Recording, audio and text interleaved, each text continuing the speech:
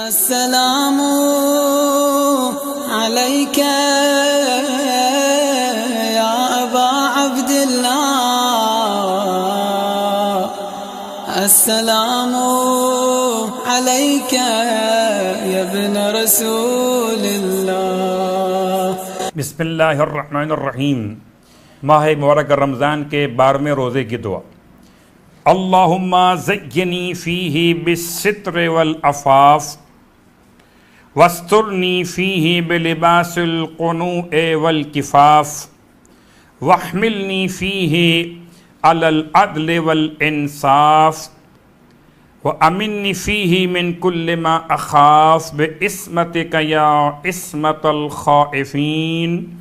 آج کی دعا کا یہ ثواب کہ اس پڑھنے والے کے گناہوں کو اچھائیوں میں تبدیل کر دیا جائے گا اور اس کے گزشتہ اور آئندہ گناہ بخش دیے جائیں گے۔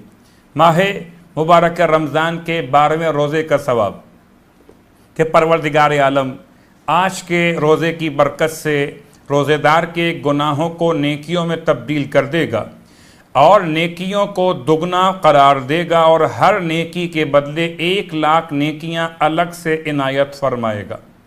ماہ مبارک رمضان کے روزے کے مسائل میں یہ سوال کہ اگر روزے کی حالت میں خدا، رسول خدا صلی اللہ علیہ وآلہ وسلم یا معصوم کی جانب کوئی جھوٹی بات منسوب کرے تو کیا روزہ باطل ہے؟ جواب: جی ہاں، ایسی صورت میں روزہ باطل ہے، اور اگر فوراً کہہ بھی دے کہ میں نے جھوٹ بولا تھا یا توبہ کر لے پھر بھی روزہ باطل ہے۔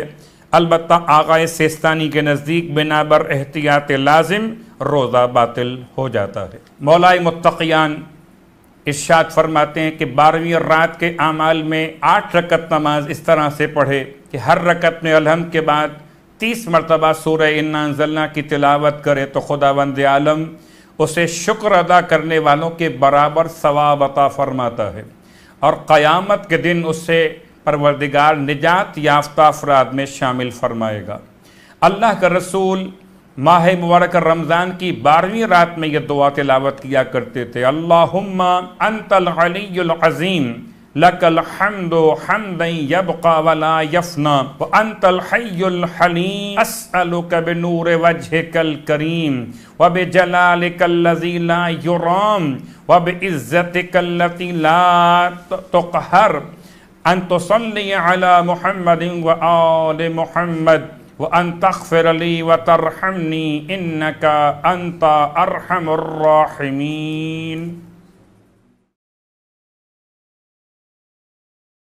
سورہ فیل، اگر کوئی بخار کے مریض پر 5 دفعہ سورہ فیل پڑھے گا تو خدا کے اس نام کی برکت سے بخار ختم ہو جائے گا۔